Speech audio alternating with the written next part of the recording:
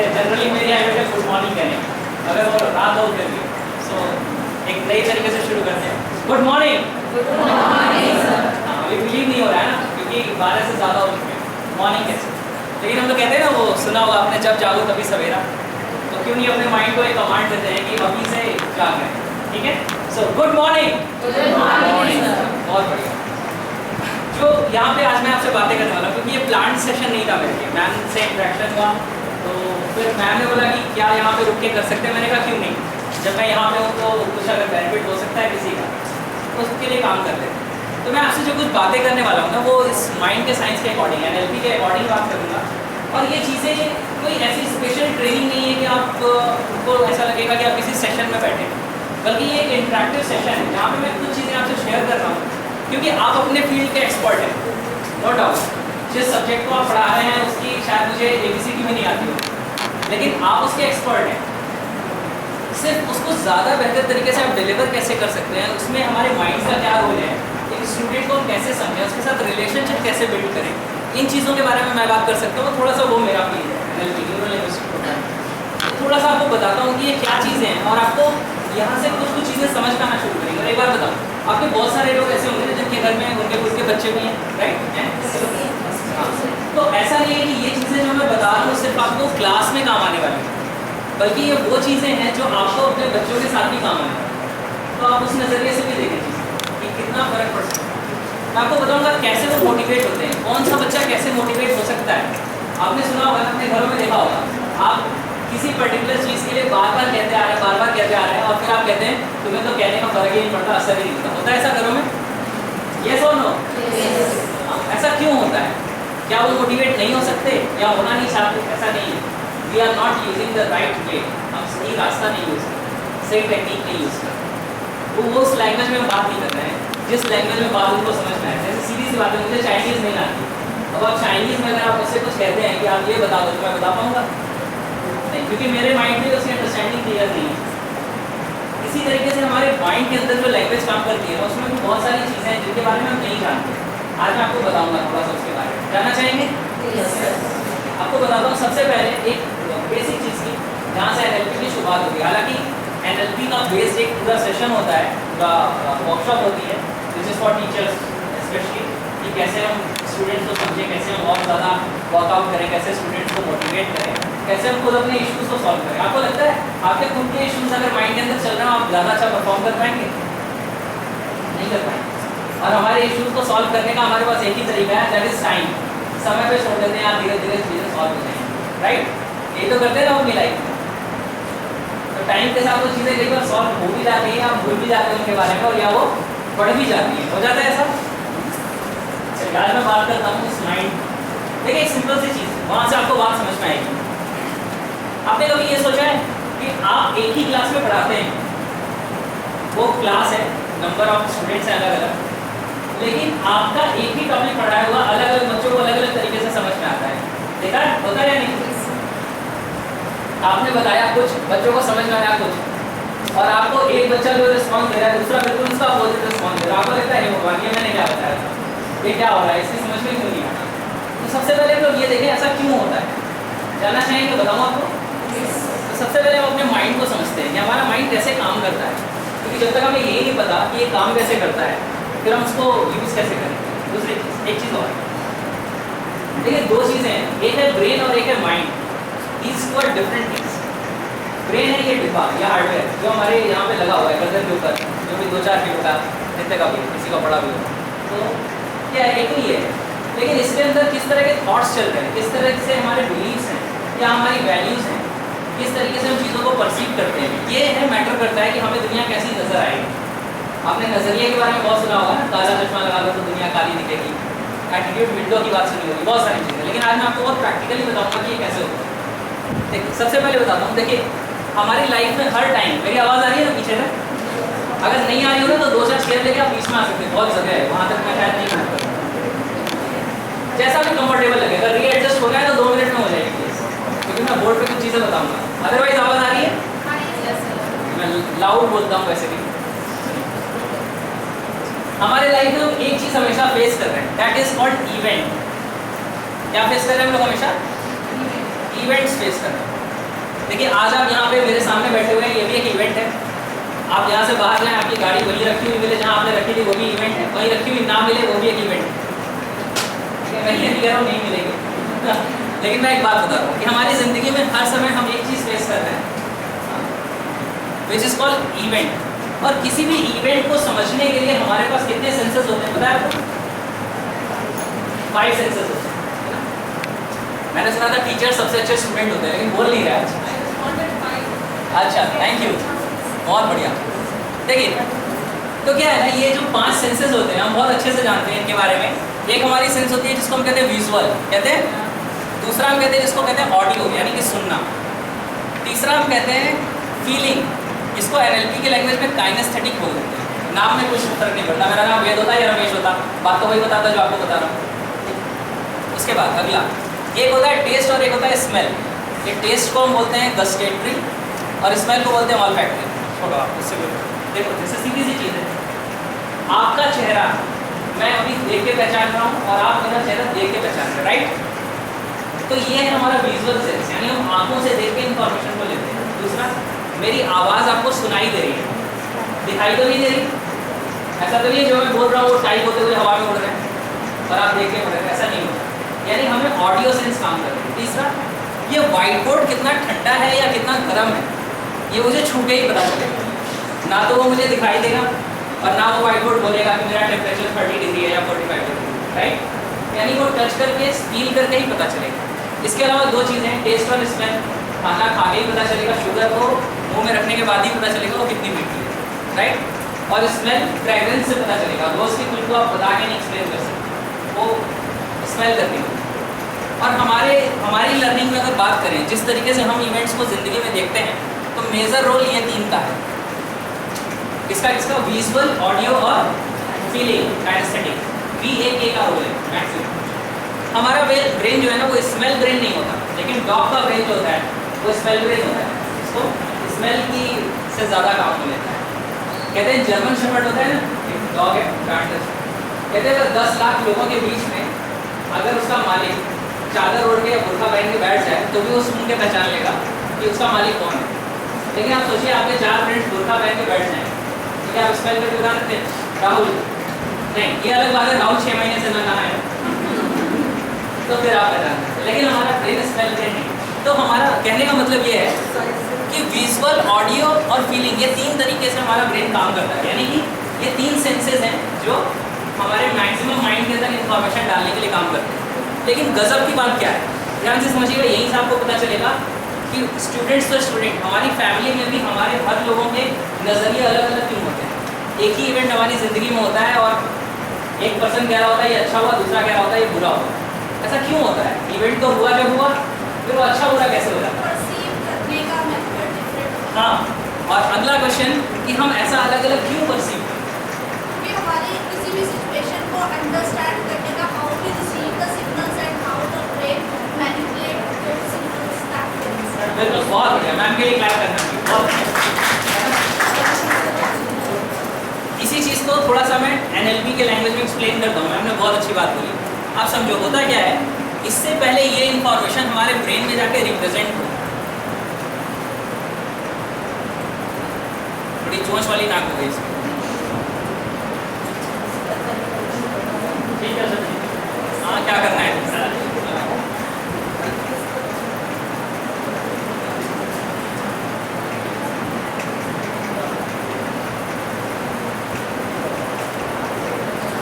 देखो 3 main senses हैं, कौन सी? विजुअल, ऑडियो और फीलिंग, ठीक है? अब क्या होता है, इससे पहले ये इवेंट हमारे ब्रेन में यहाँ जाके रिप्रेजेंट हो, यहीं पे जाके सेव होता है ना। मैं बताता हूँ कैसे सेव होता है। आज आप यहाँ बैठे हुए हैं, लेकिन अभी यहाँ बैठे हुए आप अपने घर का मेन गेट देख सकते हैं, सही बात है, सबको दिखाई भी देने लगे। रेफ्रिजरेटर भी देख सकते हैं आप, फैन भी देख सकते हैं, राइट? फैन को दिखाई दे रहा है, वहाँ के बंद कर गया सब दिख गया। अब समझो, यानी इसका मतलब है कि जो इवेंट हम यहाँ एक्सटर्नल, इसको हम कहते हैं एक्सटर्नल वर्ल्ड और इसको हम कहते हैं इंटरनल वर्ल्ड। ये है बाहर की दुनिया और ये है हमारी दिमाग के अंदर की दुनिया। गजब की बात क्या है कि बाहर की दुनिया में क्या हो रहा है इससे कोई फर्क नहीं पड़ता, अंदर की दुनिया में क्या हो रहा है इससे फर्क पड़ता है। अब आप समझो, इससे पहले ये इन्फॉर्मेशन यहाँ जाके स्टोर होती है, यानी यहाँ पे अगर इवेंट थी तो यहाँ पे भी इवेंट होगा। इससे पहले ये चीज़ हमारा दिमाग स्टोर करेगा ना। स्टोर करने से पहले इसमें ये 3 काम कर देता है। एक फिल्टर इस पर काम करते रहते हैं हमारे माइंड के सॉफ्टवेयर में। वो फिल्टर क्या है बताता हूँ आपको। इसका नाम है डिलीशन, डिस्टॉर्शन और जनरलाइजेशन। देखिए नाम में कुछ नहीं रखा, मैं समझा देता हूँ क्लियर से। ये क्या है सब, डिलीशन क्या है और डिस्टॉर्शन क्या है और जनरलाइजेशन क्या है सब। अभी आप जब कभी अपने घर से आप मान के चलते रोपड़ सिटी जाते हैं, रास्ते में बहुत सारी गाड़ियाँ क्रॉस होती हैं, आपको वो सारी गाड़ियाँ याद रहती हैं क्या? कितने लोग बगल से निकले वो याद रहते हैं? नहीं याद रहते। यानी हमारा माइंड इससे पहले किसी इंफॉर्मेशन को स्टोर करे उसमें से बहुत कुछ डिलीट कर देता है। डिलीट कर देता है यानी मिटा देता है, खत्म कर देता है। समझ में आ रही बात? दूसरा डिस्टॉर्शन। डिस्टॉर्शन का मतलब क्या है? किसी मीनिंग को, किसी भी सिचुएशन को वैसे नहीं लेना जैसी वो है, उसकी मीनिंग को चेंज कर देना। मैं बताता हूँ कैसे। अभी जैसे भगवान ने अगर यहाँ पे एक कोबरा आ जाए तो आपको लगता है सबका बिहेवियर एक जैसा होगा? सबके बिहेवियर अलग अलग होंगे। कोई बेहोश हो जाएगा, मौत आ गई, ठीक है, कोई उसे पकड़ने की कोशिश करेगा, कोई उसे देख के थर कांपने लगेगा, राइट? यानी इवेंट एक ही था, लेकिन क्या हो रहा है कि सबके बिहेवियर अलग अलग है। क्यों? जो पकड़ने की कोशिश कर रहा है उसके दिमाग में इस खतरे को डिलीट कर दिया है कि ये जहरीला भी हो सकता है और काट भी सकता है। जो कह रहा है कि जो बेहोश हो रहा है कि अरे अब तो गए, मर गए, उसका माइंड ये कर रहा है डिस्टॉर्शन, यानी कि वो सांप को सांप की तरह नहीं देख रहा है, मौत की तरह देख रहा है। यानी इसमें मीनिंग चेंज कर दी। सही बात है? यानी दिस इज कॉल्ड डिस्टॉर्शन। और एक चीज़ होती है जनरलाइजेशन। जनरलाइजेशन का एग्जाम्पल बता दो। आप मान के चलिए कि आप किसी शहर में एक बार पहुँचे और उस शहर में जैसे ही आप स्टेशन से बाहर निकलते हैं आपका पर्स कोई मार लेता है। उसके बाद 6 महीने तक आप उस शहर में जाने का नाम नहीं लेते। 6 महीने बाद आप फिर से पहुँचते हैं, जैसे ही स्टेशन के बाहर निकलते हैं फिर से पर्स गायब हो जाता है। अब एक बात बताइए, वो शहर किसका हो गया? चोरों का, जेब कतरों का। अब एक गजब की बात सुनिए, हो सकता है उस पूरे शहर में सिर्फ एक ही चोर हो जिसने आज तक जिंदगी में 2 ही बार पर्स मारा हो और संयोग से आप ही का मारा, लेकिन पूरा शहर किसका हो गया? चोरों का। इसको कहते हैं जनरलाइजेशन। यानी हमारा माइंड क्या करता है, किसी एक सिचुएशन को, 2 सिचुएशन को हम देख लेते हैं और उसके बाद क्या कहते हैं ये ऐसा ही है। जैसे मैं बताऊँ, अगर मैम किसी को भेजे देखना सारे रूम में ताले लॉक हो गए या नहीं, वो 2 रूम 4 रूम तक देखता है, 2 रूम 4 रूम में लॉक है देखता है सारे बंद हैं, क्या आपने सारे चेक किए थे? नहीं, लेकिन माइंड ने जनरलाइज कर दिया और बहुत कॉन्फिडेंस के साथ वो बोलता है। मुझे नहीं पता ये रियल लाइफ एग्जाम्पल है या मैं किसी को पॉइंट आउट नहीं कर रहा, ना ही मैम ने मुझे एग्जाम्पल बताया है, लेकिन मैं क्या बता रहा हूँ कि हमारा माइंड मान लेता है क्योंकि ऐसा हो रहा है इसलिए ऐसा ही होगा या ऐसा ही होगा। एक और चीज़, डिस्टॉर्शन का एक और एग्जाम्पल बताऊँ, क्योंकि ये मैं आपको बताऊँ कि जब मैं इन चीज़ों को स्टडी कर रहा था तो पहली बार में समझने के बाद लगा था कि ये क्या मिल गया है, वो ही पत्र जैसा ही समझ में कुछ नहीं आ रहा। फिर इसको सिंप्लीफाइड करते करते अब इस फॉर्म में है कि आपको फर्स्ट टाइम में समझ में आ रहा है डिलीशन, डिस्टॉर्शन, जनरलाइजेशन। हालांकि ये एनएलपी की बहुत टेक्निकल चीज़ है, लेकिन यूँ समझ में आएगा और फर्क पता चलेगा लाइफ में कहाँ फर्क होता है। NLP is what creates change. NLP वो चीज़ है जो लाइफ में चेंज क्रिएट होती है। अब सब डिस्टॉर्शन का मैं एक और एग्जाम्पल देता हूँ कि जो चीज़ें जैसी होती हैं हमारा माइंड वैसे नहीं लेता, उसकी मीनिंग चेंज कर देता है। फील करना चाहेंगे इस एग्जाम्पल को? अब मैं आपसे एक शब्द बोलूँगा, उस शब्द को आपको ध्यान से सुनना है, राइट? द वर्ड इज गरम गरम चाउमीन। अब वो इनसाइड योर माइंड, मैंने साउंड बोला था, आपके दिमाग के अंदर साउंड पड़ी है, पिक्चर भी पड़ी है। चाउमीन आ गई, किसी को बनाने वाला दिख रहा है, किसी को खाते हुए दिख रहा है, किसी के मुंह में टेस्ट भी आ गया, राइट? दैट मीन्स समझो आप माइंड का गजब का साइंस है क्या कि जैसी जो चीज़ है, मैंने तो शब्द बोला था ना, अगर दिमाग वैसे का वैसे रखता तो उसको शब्द रखना चाहिए था, लेकिन उसने क्या किया, आपके माइंड में पिक्चर भी बना दी। दैट मीन्स कि ये जो है डिस्टॉर्शन, चीज़ें जैसी होती हैं हम वैसा नहीं लेते, हमारा दिमाग उसकी मीनिंग को बदल देता है। जैसे आपने सुना होगा, आपको पता है ये लड़का मेरी रिस्पेक्ट नहीं करता, क्यों? कल उसने मुझे नमस्ते नहीं की, उसने कल नमस्ते नहीं की, ये एक इवेंट था, लेकिन आपके दिमाग ने मतलब लगा दिया कि इसका मतलब वो मेरी रिस्पेक्ट नहीं करता। हो सकता है आप जिस दिन की बात कर रहे हो उस दिन वो अपने घर से कुछ परेशान, हो सकता है वो कुछ और सोच रहा है।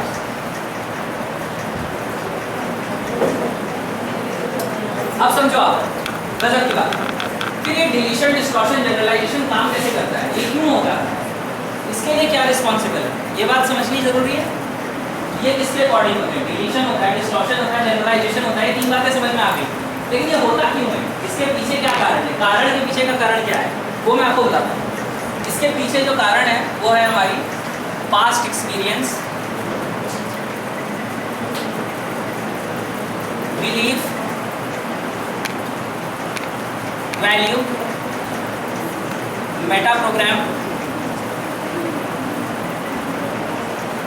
डिसीजन। देखो अब आपको कुछ लग रहा होगा पता नहीं क्या क्या टेक्निकल नाम है, कुछ नहीं लिखा है, समझो आप। हमारा माइंड किस अकॉर्डिंग डिलीट करेगा, डिस्टॉर्ट करेगा, जनरलाइज करेगा, ये डिपेंड करता है कि हमारे पास्ट एक्सपीरियंसेस कैसे हैं, हमारे बिलीफ कैसे हैं। समझो अगर किसी एक इंसान के साथ आपका पास्ट एक्सपीरियंस अच्छा नहीं रहा है, एक दो बार उसने आपका बुरा किया है, अगली बार वो जो भी करेगा हमारा माइंड इस नज़रिए से देखेगा कि ये तो बुरा ही करेगा, यानी वो अच्छा करेगा तो हमारा माइंड क्या कर देगा, डिलीट। क्या करेगा, समझ में आ रही है बात? इस तरीके से हमारा माइंड काम करता है। इसमें और भी एक चीज़ है मेटा प्रोग्राम, वो मैं आपको यहाँ थोड़ा बहुत बता पाऊँगा, ज़्यादा तो शायद नहीं बता पाऊँगा क्योंकि टाइम की शॉर्टेज है।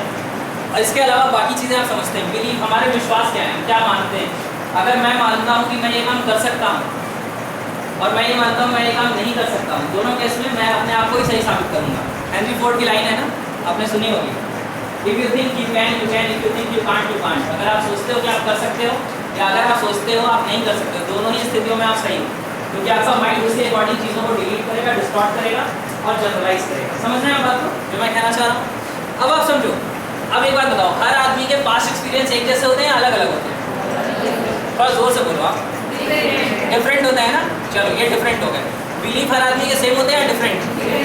Different. Values different. Meta program का मतलब मैं बताता हूँ, कौन सी चीज़ उसे मोटिवेट कर रही है। जैसे कुछ लोग क्या होते हैं, भाई साहब आपने अपने बेटे की शादी में इतना खर्च क्यों किया, अरे यार लोग क्या कहते हैं, यानी उसका मोटिवेशन आ रहा है लोग क्या कहेंगे। दूसरा, अरे मेरा बेटा था मैं खुद को क्या जवाब देता, यानी उसका मोटिवेशन कहाँ है, सेल्फ। बिहेवियर एक ही है, बात समझ में आ रहा है? इस तरह की चीज़ों को मेटा प्रोग्राम कहते हैं, उसके बारे में बाद में बताऊंगा। डिसीजंस लोगों के अलग अलग होते हैं। अब एक बात बताओ, जब लोगों के पास्ट एक्सपीरियंस अलग, बिलीफ अलग, वैल्यूज़ अलग, मेटा प्रोग्राम अलग, डिसीजन अलग, तो जो इन्फॉर्मेशन को यहाँ से आई है वो यहाँ तक पहुँचते पहुँचते सेम रहेगी या बदल जाएगी? बदल जाएगी। यानी अगर मैं इसको इवेंट 1 कह रहा हूँ तो यहाँ तक पहुँचते पहुँचते क्या हो जाएगी, इवेंट 2 हो जाएगी। समझ में आ रही है बात? आ रही है नहीं? और event 1 is equal to event 2, क्या मैं सही कह रहा हूँ? No, event 1 is not equal to event 2। दूसरी बात, अगर ये पर्सन नंबर 1 था तो पर्सन नंबर 2 का भी इवेंट 2 जो बनेगा वो आपस में बराबर होगा क्या? अगर इसका इवेंट 1 तो यही था, दोनों का सेम था, और इसका जो इवेंट 2 बन रहा है वो दूसरा है, तो क्या ये दोनों भी आपस में बराबर होंगे?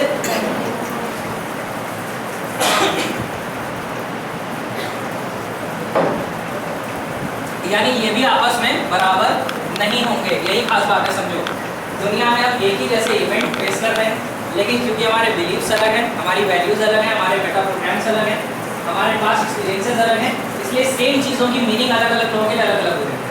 अब समझो, मैनेजमेंट एक नोटिस जारी करता है, सारे टीचर्स अभी आधे घंटे में इस हॉल में कलेक्ट होंगे। अब सोचो एक का पास्ट एक्सपीरियंस है, यार मेरे लिए तो कुछ बुरा ही सीजन आने वाला है, आप सोचो उसकी हालत क्या होगी।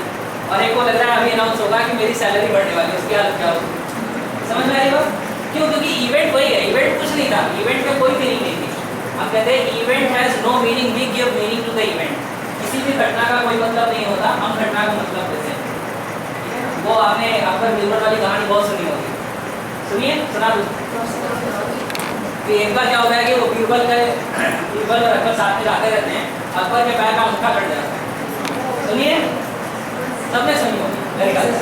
चलो सुना देता हूँ, इससे नहीं सुनिए। तो बीरबल से अकबर कहते हैं कि अरे यार ये तो बहुत बुरा हुआ। तो बीरबल कहते हैं नहीं, बादशाह जो होता है अच्छे के लिए होता है। तो बहुत गुस्सा करते हैं, उसे जेल में डाल देते हैं। है ना, कि मेरा पैर का अंगूठा कट गया और ये कहता है बुरा हुआ, अरे अच्छा हुआ, जो होता है अच्छे के लिए होता है। उसके बाद क्या होता है कि 2-3 दिनों बाद ये जेल में रहते हैं बीरबल, और राजा साहब जो रहते हैं वो जाते हैं शिकार पे, और उनको वहाँ जंगली पकड़ लेते हैं, अपना वो पत्तियाँ बांध के नाचते हैं खूब, और कहते हैं आज तो राजा मेरा इसकी बलि चढ़ाएंगे। जब वो बलि चढ़ाने वाले रहते हैं वो फंस जाता है, कहता है कि अब क्या करूँगा, और ये बीरबल जो है वो नारायण कहता था जो होता है अच्छे के लिए होता है। बताओ मैं यहाँ आया और मेरे बलि चढ़ने वाली है, अच्छे के लिए हुआ। फिर उसको देखते हैं कि अरे इसका तो पैर का मुठा कटा हुआ है, उसे छोड़ देते हैं। कहते हैं हम अंग भंग वाले की बलि नहीं दे सकते, हमारा देखना स्वीकार नहीं करेगा। तो रोता हुआ वहाँ से वापस आता है और कहता है नहीं बीरबल ने वाकई सच कहा था। बीरबल को बोलते हैं, छुड़ाते हैं, बड़ी माफी वाफी मांगते हैं। फिर कहते हैं अच्छा बीरबल ये तो ठीक है, एक बात बताओ, तुम्हें मैंने जेल में डाल दिया, इसमें क्या अच्छा हुआ? तो कहता है ये तो बहुत अच्छा हुआ। अगर मैं आपके साथ जाता तो मेरा भी हो जाता, आप तो छूट जाते। तो बात क्या है? तो क्या है, एक सिंपल सी चीज है, कि हम किस नजरिए से चीजों को देख रहे हैं, सबका नजरिया अलग अलग है, ठीक है। तो इसीलिए आप एक बात समझो, आज के बाद आपसे कभी भी आपको कभी ये लगे ना यार ये आदमी गलत कर रहा है, एक बात दिमाग में डालना, event 1 is not equal to event 2। अपने अकॉर्डिंग वो जो कह रहा है या कर रहा है वो सही कर रहा है, क्योंकि उसको चीजें वैसी नहीं दिख रही हैं जैसी आपको दिख रही है। सही बात है, ये खास बात है। इसीलिए क्या होता है, आप स्टूडेंट्स को पढ़ाते हैं, यानी इवेंट 1 चल रहा है, लेकिन हर स्टूडेंट को अलग अलग समझ में आ रहा है। क्यों? क्योंकि सबके डिलीशन अलग हो रहे हैं, डिस्टॉर्शन अलग हो रहे हैं, है ना, जनरलाइजेशन अलग हो रहा है, माइंड में इंफॉर्मेशन कुछ और जा रही है। सही बात है। इसके कारण आप जो कह रहे हैं वो नहीं समझ रहा, बल्कि वो अपने अकॉर्डिंग चीज़ों को समझ रहा है। क्लियर है? ये गेम जो है ना, ये हमारे दिमाग के अंदर हमेशा हर टाइम चलता रहता है। अभी मैं आपको बताऊँ, सिर्फ आपका पॉइंट ऑफ व्यू चेंज कर दिया जाए, आपको इन्फॉर्मेशन अलग मिलेगी। अभी आप ध्यान से बैठ के मेरी बात सुन रहे हैं, अगर मैं सेम डायलॉग सेम चीज़ें रिपीट करूँ और आपकी चेयर बदल के यहाँ और यहाँ वाले भी वहाँ कर दी जाए, आपको उसी में से नई इन्फॉर्मेशन मिल जाएगी। पता है क्यों? क्योंकि अब आप विजुअली कुछ और देख रहे हैं, आपका ऑडिटरी सुनने का तरीका बदल चुका है, आपकी फीलिंग चेंज हो चुकी है। क्योंकि आपका माइंड क्या करेगा, अलग तरीके से इन्फॉर्मेशन को प्रोसेस करेगा, उसी में से हो सकता है कुछ अलग इन्फॉर्मेशन निकल गया है। पहले कोई शब्द अगर छूट गया था, हो सकता है इस बार कोई शब्द ज़्यादा समझे। तो इन चीज़ों को आप ध्यान से समझें, क्योंकि ये हर रोज़ हमारी ज़िंदगी में चल रहा है, जिसकी मैं बात कर रहा हूँ। आपको पता है मोटिवेशनल सेमिनार जब होते हैं तो कभी कभी जो स्पीकर्स होते हैं वो क्या कहते हैं, चलिए सब लोग खड़े हो जाइए, अब अपनी जगह इधर उधर चेंज कर लें। कोई भी वहाँ नहीं बैठेगा जहाँ वो बैठा था, और उस पार्टनर के साथ नहीं बैठेगा जिस पार्टनर के साथ वो बैठा था। क्यों? क्योंकि उसकी फीलिंग चेंज हो जाएगी, नई जगह जाकर एंकरिंग चेंज हो जाएगी। इसको एंकरिंग बोलते हैं, एनएलपी में कॉन्सेप्ट है एंकरिंग। आपको अगर वो पता हो, आप स्टूडेंट्स को बहुत तेज़ी से मोटिवेट कर सकते हैं, कैसे एंकर करते हैं। कोई स्टूडेंट कहता है मेरा एक सब्जेक्ट में, इस सब्जेक्ट में मन नहीं लगता, आपको पता है वो डी एंकर, उससे उसकी एंकरिंग खराब हुई पड़ी है, उसकी स्टेट खराब हो रही है, वहाँ पे आप उसको चेंज कर सकते हैं। Anyways back to the topic, यहाँ आते हैं। ये बात आपको समझ में आई कि event 1 is not equal to event 2, और एक इंसान का इवेंट 2 दूसरे इंसान के इवेंट 2 के बराबर होगा क्या? नहीं होगा। That will be totally different, क्योंकि एक इंसान कुछ और समझेगा उसी को, दूसरा इंसान कुछ और समझेगा। अब हम लोग बात करते हैं कि ठीक है ये तो समझ में आ गया,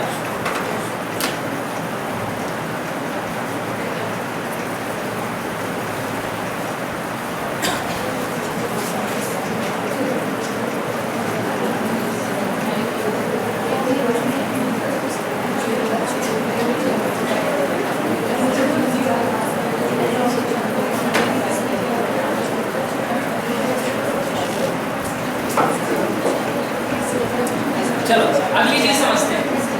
आपने देखा है क्लास में जब आप जाते हैं और आप बच्चों से बात करते हैं, ठीक है, तो एक एनर्जी लेवल होता है क्लास का, क्योंकि तुरंत पिछली क्लास खत्म हुई होती है, फिर आपकी क्लास आ जाती है। तो आपने कई बार फील किया होगा ना कि बच्चे शायद उतना एनर्जी में नहीं होता, सुनने को तैयार नहीं हो रहे, फिर 5-7 मिनट निकलने के बाद क्या होता है कि वो धीरे धीरे समझने के स्टेट में आना शुरू करते हैं। सही होता है या नहीं ऐसा? ठीक है। और फिर आपको लगता है जो शुरू के 5-7 मिनट मैंने कोशिश की, मैंने बताया जो वो तो इनके पल्ले पड़ा नहीं, वो टाइम निकल गया। उसके लिए कॉन्सेप्ट है, मैं आपको बताता हूँ, उसको कहते हैं मड टाइम। क्या कहते हैं? Mud time. मड टाइम क्या होता है? आपको बच्चे ऐसे कंप्लेन करते मिलते होंगे कि मैम हम घर जाते हैं, अपनी बुक उठाते हैं, हमारा पढ़ने में मन नहीं लगता, 5-10 मिनट में बोर हो जाते हैं, फिर उसको साइड में रख देते हैं। होता है ऐसा? सबके साथ होता है? अब बताता हूँ क्या करें वहाँ। और वहाँ हमारे पास जवाब होता है, 2-4 गिने चुने जवाब है। नहीं बेटा थोड़ी देर बैठो, मन लगाओ, हो जाएगा, पढ़ने की कोशिश करो, पढ़ने में मन लगाया करो। लेकिन ये तो वो बातें जो हमने कह दी, वो करेगा हमने बताया नहीं। जैसे कल का जो मेरा सेमिनार होगा, मैं उसमें एक चीज़ का आंसर दूंगा जो हम टीचर्स कहते हैं, बेटा कॉन्सेंट्रेट ऑन योर स्टडीज़। कभी सोचा है कि बच्चा रोक के पूछ ले, मैं एक चीज़ बता दो, कॉन्सेंट्रेट करते कैसे? Do we have the answer? और हम पेरेंट्स एज अ पेरेंट्स भी हम रोज़ यही बोलते रहते हैं, ठीक है, बेटा पढ़ाई पे कॉन्सेंट्रेट करो, फोकस करो, लेकिन कैसे करो? अगर वो पूछ ले मैं हाथ यहाँ ले जाऊँ, यहाँ ले जाऊँ, आँखें खोल के देखूँ बड़ी बड़ी, क्या करूँ? कॉन्सेंट्रेट करने का मतलब आप बोलो उठ जाना समझ में आता है, दौड़ो दौड़ना समझ में आता है, कॉन्सेंट्रेट करो समझ में आता है? इसको वेग वर्ड कहते हैं, एब्स्ट्रैक्ट वर्ड कहते हैं, ठीक है, ये वो चीज़ है। जैसे आपने घर में रोज सुना होगा, बच्चे कई बार कहते हैं मम्मा यू डोंट लव मी, पापा यू डोंट लव मी, आप मुझे प्यार नहीं करते, और फिर हम क्या करते हैं, हम अपने अकॉर्डिंग काम करते हैं। क्या अच्छा लगता है, मैंने इसको बहुत दिनों से कुछ बाहर का नहीं खिलाया, फिर हम खिलाते हैं कि शायद अब इसको अच्छा लगेगा, इसको शायद हमने स्कूल बैग नहीं दिया, वो दे देते हैं, शायद ज्योमेट्री बॉक्स नहीं दिया, शायद हम इसको घुमाने लेके नहीं गए। पता है वहाँ क्या करने की ज़रूरत थी? वहाँ सिर्फ एक चीज़ पूछने की ज़रूरत है, उसका नाम है बेटा आपको कैसे पता चलता है कि कब पता चलता है कि मैं आपको प्यार करता हूँ, या मुझे क्या करना चाहिए जिससे आपको पता चले कि मैं आपको प्यार करता हूँ। आपके बहुत सारे एफर्ट बच जाएंगे, हो सकता है उसे इतना कह रहा हो कि जब आप स्कूल की जॉब से वापस आया करो तो मुझे एक बार हक कर लिया। सही बता, क्योंकि हमें नहीं पता हम क्या करते हैं ना, हम अपने अकॉर्डिंग बहुत सारे सॉल्यूशन लोगों को देते रहते हैं अपने अकॉर्डिंग। एक NLP में मैंने लाइन सीखी बहुत अच्छी, उन्होंने बोला people are wise for others, लोग दूसरों के लिए समझदार होते हैं, हम राय बहादुर होते हैं, राय देने में बहुत बहादुर होते हैं, लेकिन अपने नहीं फॉलो करते। तो क्या है, एक सिंपल सी चीज़ है, अपने अकॉर्डिंग यूँ ही हम सॉल्यूशन अपनी ज़िंदगी में ढूंढते रहते हैं, हम करते रहते हैं कुछ ना कुछ, लेकिन कुछ ना कुछ करना ही ज़रूरी नहीं है। ये ज़रूरी है पता करना कि क्या करना था, ये तो पता हो कि करना क्या था। जैसे अभी बात हो रही थी मेरी एक कुछ पर्टिकुलर टॉपिक पे, तो मैंने बोला कि आपको ये पता है कि वो पर्सन अगर आंसर नहीं दे रहे तो क्यों नहीं दे रहे, वहाँ पे आप क्वेश्चन पूछो। What if you tell me, अगर आप मुझे बता दो, कभी कभी बच्चे कहते हैं नहीं मम्मा मैं आपको नहीं बता सकता, और मुझसे कहते नहीं बताओ तो वहाँ एक सवाल सिंपल सा, अगर आप मुझे बता दो तो क्या हो जाएगा? क्योंकि हो सकता है उसके दिमाग में पिक्चर ही नहीं बनी थी कि अगर बताऊँगा तो होगा क्या, या हो सकता है उसका वहाँ पे फियर झुका हुआ है, वो फियर वहाँ से हट जाए, अब उसको डर ही खत्म हो जाए कि हाँ यार जिस चीज़ से मैं डर रहा हूँ उसको मुझे सुनने के लिए तैयार है। लेकिन हमें पता होना चाहिए कि आज क्वेश्चन कैसे पूछने हैं। इसके लिए एक टॉपिक आता है, उसका नाम है मेटा मॉडल। मैं आपको बता रहा हूँ NLP के टॉपिक्स आप सर्च करना नेट पे मिलेगा, पढ़ के भी काफ़ी कुछ समझ में आएगा, बाकी तो वर्कशॉप में समझ में आता है। मड टाइम में आपको बता रहा था कि जब बच्चे कहते हैं कि हम पढ़ने बैठते हैं हमारा मन नहीं लगता, तो बच्चों को आज से आप अपने क्लास में अपने घर के बच्चों को आप एक कॉन्सेप्ट सिखाना शुरू करो, उसका नाम है मड टाइम। बोलो बेटा जब हैंडपम्प लगाते हैं तो शुरू में जब उसको चलाते हैं तो क्या पानी आता है? नहीं, पहले उसमें से कीचड़ आता है, फिर खराब पानी आता है, कीचड़ मिला हुआ पानी आता है, फिर पानी आना शुरू होता है। सही बात है, जब नया हैंडपम्प लगता है आपको पता होगा ऐसे ही होता है। इसको बोलते हैं मड टाइम, यानी कि जब हम बैठते हैं पढ़ने, जब कोई बच्चा पढ़ने बैठता है तो शुरू में उसको पढ़ाई समझ में नहीं आती है क्योंकि उसका मड टाइम चल रहा है, पहले वो कीचड़ निकलेगा, फिर वो कीचड़ में मिला वो पानी निकलेगा, यानी कुछ समय बाद माइंड तैयार होगा इसमें पढ़ने के फेज में आने के लिए, और उसके पहले ही छोड़ के भाग जाते हैं। आपने देखा है टेनिस के प्लेयर्स को, जब वो मैच खेलने जाते हैं तो आपको लगता है रैकेट लेके सीधे उतर जाते हैं, उसके पहले वो बहुत देर तक ऐसे करके प्रैक्टिस करते हैं। देखा है कोई भी बॉलर बॉलिंग करने से पहले बहुत बार हाथ घुमाता है, क्यों करते हैं? वैसे पागल हैं? नहीं, इसलिए करते हैं क्योंकि उनको पता है कि मड टाइम है, अभी हमारा माइंड उस फेज में उस जोन में नहीं आया है जहाँ हम परफॉर्म कर सकते हैं। क्लियर होगी बात? तो अपने आप को उस फेज में तो लेके आओ और उनसे बोलो कि बेटा आपको 15 मिनट इसलिए बैठना है कि मुझे पढ़ने ही है, सिर्फ पढ़ने की रिहर्सल करनी है, सिर्फ पढ़ने की का नाटक करना है, प्रैक्टिस करनी है। आप जो पढ़ो 15 मिनट कोई टाइम काउंट नहीं होता, और 15 मिनट टाइम यूँ ही जाने दो, सिर्फ पढ़ने की कोशिश करो। 10 से 15 मिनट बाद उसका माइंड उसको पकड़ना शुरू करेगा, और आपको पता है जैसे जैसे ये प्रैक्टिस में वो डालेंगे उनका मड टाइम कम होना शुरू हो जाएगा। यानी कि पहले अगर 15 मिनट में हो रहा था, बाद में वो 8 मिनट 9 मिनट 7 मिनट हो सकता है। कुछ समय बाद ऐसा हो जाए कि उसने किताब खोली, पहला पेज पढ़ा, उसके बाद उसको समझ में आने लगा। तो this is a mud time, इसको रिड्यूस करने की कोशिश करो। तो ये कॉन्सेप्ट बताइए। एक और चीज़ बताता हूँ आपको स्टूडेंट से रिलेटेड।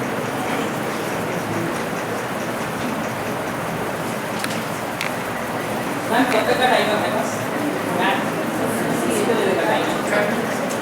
10 मिनट मेरे पास और, चलो ठीक है, 10 मिनट में कुछ और काम की बात करते हैं। चलो एक ऑफ द टॉपिक काम की बात करते हैं। ये तो ठीक है, जो है स्टूडेंट से रिलेटेड ऐसा एक चीज़ है। कल के सेशन में मैं अभी आज नहीं बता पाऊंगा, कल मेरा 2 घंटे का है प्रोग्राम, सुबह और शाम। सुबह आप स्कूल में रहेंगे 6 to 8 they can go as parent. It's a free seminar, you can go and attend it. तो 6 to 8 वाले में आप आ सकते हैं, मेरे ख्याल से ज़रूर आना चाहिए आपको। उसमें मैं बहुत कुछ और बताऊंगा। अभी एक दूसरी चीज़ बता रहा हूँ जिस टॉपिक पे कल मैं बात की, that is the responsibility of your life.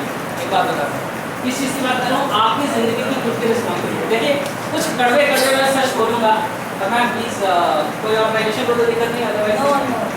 We are very open to criticism. हाँ ठीक है। मैं बहुत कुछ कड़वे कड़वे सच बोल रहा हूँ जो ज़रूरी है आपके लिए, वो सुनिए ध्यान से। देखिए आप आज जो भी अपनी ज़िंदगी का लेवल अचीव करके जी रहे हैं, अपने अंदर खुद से क्वेश्चन पूछिएगा कि am I satisfied with that level?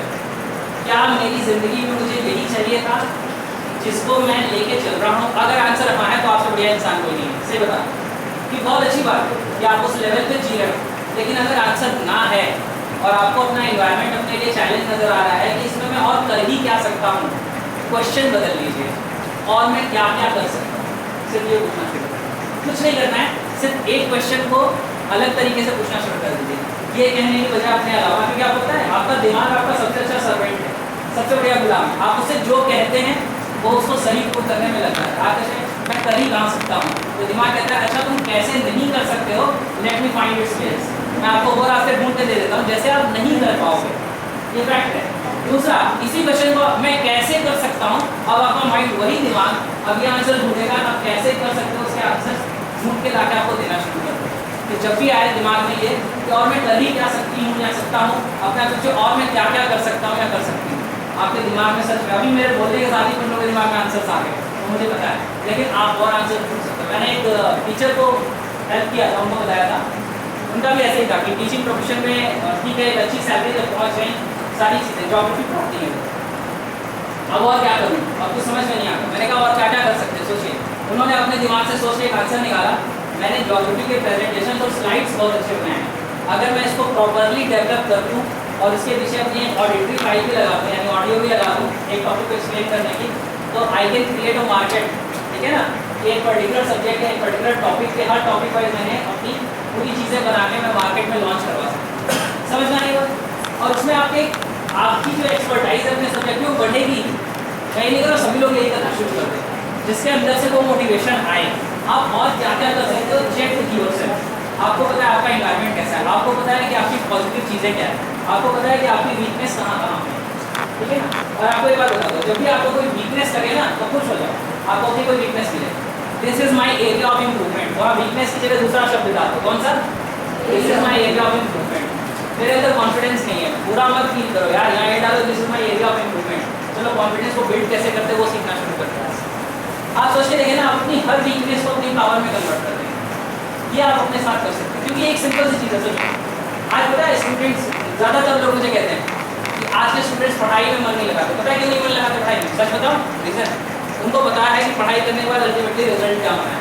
ज़्यादातर लोग अपनी ज़िंदगी में कॉम्प्रोमाइज़ वाली ज़िंदगी बिता रहे हैं, और हम भी अल्टीमेटली पढ़ाई करके उसी कॉम्प्रोमाइज़ वाली ज़िंदगी में पहुँच रहे हैं। ये फैक्ट है कड़वा, आपको बता। दूसरा, अच्छी ज़िंदगी किसकी नज़र आती है? जो सेलिब्रिटीज़ दिखाई देते हैं हमें टीवी में। कौन से?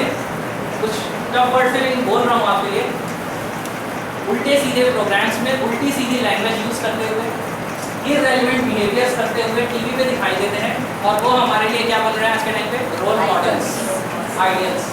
और ये नज़र आता है हम पढ़ लिख के कर भी क्या लेंगे। और इसको देखो, हमारे बगल के भैया ने IIT से इंजीनियरिंग की थी, क्या कर रहे हैं? नौकरी करते हैं, सुबह 10 बजे जाते हैं, रात को 10 बजे आते हैं। उनको कौन जानता है? कॉलोनी के 4 लोग नहीं जानते। और वो देखो वो टीवी पे गालियाँ देता है, उसको पूरा कॉलोनी, उसको पूरा हमारा एरिया जानता है।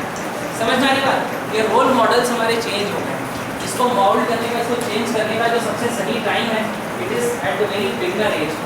जो आप 6 साल 7 साल 8 साल की उम्र में जिस समय बच्चा है, उस टाइम पे उसको हमें पॉजिटिवली मोटिवेट करने की ज़रूरत है। कभी आपका बच्चा एक मोटिवेशनल स्टेट में है, वो टीवी में डिस्कवरी या कहीं कुछ देख रहा है, इमोशनल है, कभी वो जानवरों के ऊपर देख रहा है कि लोग कितना बुरा कर रहे हैं उनके साथ, या कभी वो ऐसा देख रहा है कि किसी देश में लोग गरीब हैं और वहाँ खाने को नहीं मिल रहा है, वो सही टाइम है जिस समय आप उनको कह सकते हो उनके कंधे में रख के, बेटा आप इनके लिए कुछ कर सकते हो अगर आप अपने लाइफ में कुछ बढ़िया करो। क्योंकि वो चीज़ें हैं जो मोटिवेट करती है, ऊपर ऊपर की बातों से कोई मोटिवेट नहीं करेगा, ठीक है। क्योंकि उन्हें आज के टाइम पे सच नज़र आता है। मैं बहुत सारे स्टूडेंट्स की काउंसलिंग करता हूँ, मुझे एक जवाब बहुत ज़्यादा सुनने को मिलता है, मैं अपने मम्मी पापा जैसा नहीं बनना चाहता, उनकी जैसी ज़िंदगी मुझे नहीं चाहिए, तो क्या करूँगा पढ़ा? अब बताओ आप क्या जवाब दिया जाए? क्यों? क्योंकि उनको दिखाई दे रहा है कि पढ़ने के बाद वो पहुँचेगा। तो आप अपनी ज़िंदगी में जहाँ पे भी हो, मैं नहीं कर पढ़ाई को क्रिटिसाइज नहीं कर रहा हूँ, मैं बहुत फेवर में पढ़ाई, मैं ये कह रहा हूँ सही रोल मॉडल सेट करो और सही एज पे उनको दिखाओ कि बेटा आप जो इन सेलिब्रिटीज़ को देख रहे हो इनकी ज़िंदगी का कभी ग्राफ उठा के देखो, किस तरह की लाइफ की इनकी क्वालिटीज़ होती है। चेहरे जो स्क्रीन है उसके ऊपर ये कितने भी ज़्यादा अट्रैक्टिव नजर आए, ऑफ द स्क्रीन इनकी लाइफ कैसी होती है उस बारे में आपको अभी बात करें, आप लोगों को भी बताएं। मैं आपको बताऊँ, जो लोग मोटिवेट होते हैं वो पेन और प्लेजर दो चीज़ों से मोटिवेट होते हैं। एक मिसकॉन्सेप्शन घुस गया है कि सिर्फ पॉजिटिव बातें करनी चाहिए, नहीं भैया नेगेटिव बातें भी करनी चाहिए। आपको लगा ये आदमी क्या बोल रहा है मोटिवेटर होने के साथ, लेकिन मैं आपको बताऊँ एक बच्चा इस चीज़ से मोटिवेट हो सकता है कि बेटा तुम नहीं पढ़ोगे तो फेल हो जाओगे, और एक बच्चा इस चीज़ से मोटिवेट हो सकता है बेटा अगर तुम पढ़ोगे पास हो जाओगे, अगले क्लास में जाओगे, नए दोस्त मिलेंगे, नए टीचर्स मिलेंगे, ठीक है, आगे अपनी मर्जी का कोर्स चूज़ कर सकते हो, अपनी मर्जी का कोर्स चूज़ करने के बाद अपनी मर्जी के कॉलेज में जा सकते हो, अपने तरीके की लाइफस्टाइल आप बना सकते हो, अपने तरीके का प्रोफेशन चूज़ कर सकते हो। हो सकता है उसको ये मोटिवेट करे, हो सकता है किसी को डीपली पेन मोटिवेट करे, उसको आप मोटिवेट कर रहे अच्छी तरीके से नहीं हो रहा, उसको ये कहने की ज़रूरत है आप सोच के देखो अगर आप नहीं पास होते हो। आज मैंने वहाँ पे सेशन में किया था ऐसा, कुछ लोग थे टीचर्स वहाँ पे, मैंने वहाँ पे स्टूडेंट से बोला आप सोच के देखो अगर एक सेकंड के लिए सोच लो आपके पेरेंट्स घर पे नहीं है, आपके पेरेंट्स आपकी लाइफ में नहीं है, क्या किस तरह की लाइफ होगी आप, क्या करोगे आप जिंदगी में, कभी सोचा है ऐसे करें? क्योंकि मुझे नहीं पता वहाँ कौन पेन से मोटिवेट होने वाला बैठा है।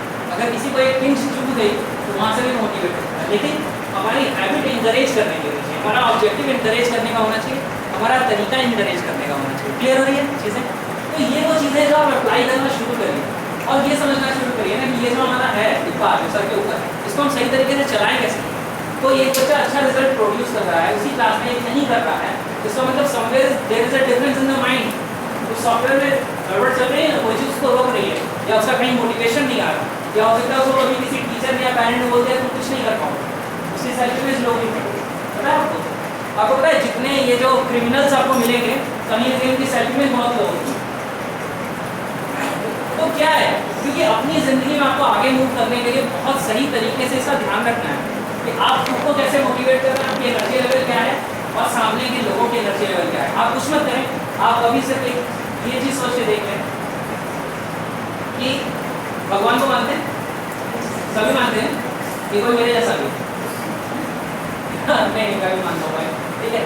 देखिए दो तरीके हैं, कभी आप गुरुद्वारे में जाते हैं या अगर आप इमेजिन करते हैं आंदोलन करते हैं भगवान, तो हम भगवान को देखने की इमेजिनेशन करते हैं कि हम भगवान को देख रहे हैं। सिर्फ एक सेकंड के लिए इसको रिवर्स कर दीजिए और ये सोचिए आज भगवान सिर्फ आपको देख रहा है। And what you are doing for your living, सोचिए देखो फीलिंग चेंज हो जाएगी आपको, और वहाँ से आप डिफरेंट चीज़ें करना शुरू करेंगे। चलो मैं ऐसे खत्म करता हूँ, time is up. So thank you, God bless you.